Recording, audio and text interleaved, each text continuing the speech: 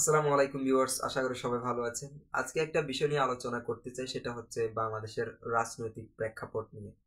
আমরা দেখতে পাচ্ছি যে বাংলাদেশের যে রাজনীতি শুরু হয়েছে সেটা এক ধরনের প্রতিহিংসামূলক রাজনীতি।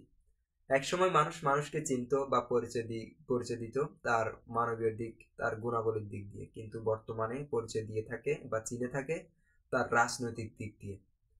1972 সালে বাংলাদেশের সংবিধান প্রণীত হয়েছিল বাংলাদেশের মানুষের অধিকার নিশ্চিত করার জন্য, কিন্তু আজকাল সেটা কাগজে কলমে হয়ে গেছে। এরপর সংবিধানের 11 নম্বর অনুচ্ছেদে বলা হয়েছে প্রজাতন্ত্র হবে একটি গণতান্ত্রিক রাষ্ট্র। একটা বিষয় খেয়াল রাখবেন, এখানে আমি গণতন্ত্রের পক্ষে বা বিপক্ষে কথা বলতেছি না। তো সংবিধানের 11 নম্বর অনুচ্ছেদ অনুযায়ী জনগণ হবে সর্বক্ষমতার মূল, কিন্তু বর্তমানে রাজনেতারা হচ্ছে সর্বক্ষমতার মূল। অর্থাৎ রাজনেতারা জনগণের মাথার উপর কাঁঠাল ভেঙে খাচ্ছে, জনগণ কিছুই করতে পারছে না। এরপর সংবিধানের 39 নম্বর অনুচ্ছেদে বলা হয়েছে যে প্রত্যেক মানুষের চিন্তা, বিবেক, বাক স্বাধীনতার অধিকার নিশ্চিত করা হবে। আসলে কি সেটা বাংলাদেশে আদৌ হচ্ছে? আপনার কি মনে হয়? বাংলাদেশ, আমি যদি আজকাল যদি সরকারের বা কোনো একটা রাজনৈতিক দলের আলোচনা সমালোচনা করি, তাহলে পরের দিন আমার বাড়ি থাকা হচ্ছে না, আমাকে বাড়ি থেকে তুলে নিয়ে যাচ্ছে।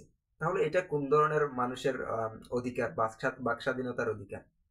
আমরা যদি ভিন্ন দলে বিশ্বাস করি, ভিন্ন রাজনীতিতে বিশ্বাস করি, তাহলে আমরা একজন আরেকজনের রাজনৈতিক যে দল সেগুলোকে যথাযথ মূল্যায়ন করব, যথাযথ সম্মান করব।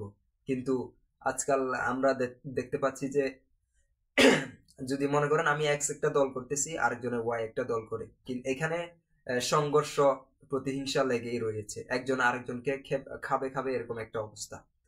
আমরা যদি বিদেশের রাজনীতি দেখতে পাই, যে বিদেশের মধ্যে অনেকগুলো রাজনৈতিক দল আছে, যেমন ডেমোক্র্যাট, রিপাবলিকান, তারপর হচ্ছে কনজারভেটিভ, তারপর হচ্ছে লিবারাল, লিবারাল, লেবার, অনেক ধরনের দল রয়েছে। তারা তাদের মধ্যে মত পার্থক্য রয়েছে, তারা আলোচনা সমালোচনা অনেক কিছু করে, কিন্তু দিন শেষে তারা নিজেদেরকে পরিচয় দেয় দেশের মানুষ হিসেবে, অর্থাৎ নিজ দেশের নাগরিক হিসেবে। কিন্তু আমাদের দেশে এটা মানে এক ধরনের একটা হাস্যকর ব্যাপার। আসলে আমাদের দেশে অনেকে রাজনীতির সৌন্দর্য কি বুঝে না, এমনি রাজনীতি করতে আসছে। তারা তারা রাজনীতির প্রতি যথাযথ জ্ঞান নাই, যার কারণে রাজনীতিতে আজকাল এত বিশৃঙ্খলা। সুতরাং একটা কথা বলবো, সেটা হচ্ছে প্রতিহিংসা নয়, আমাদের মাঝে মত পার্থক্য থাকবে।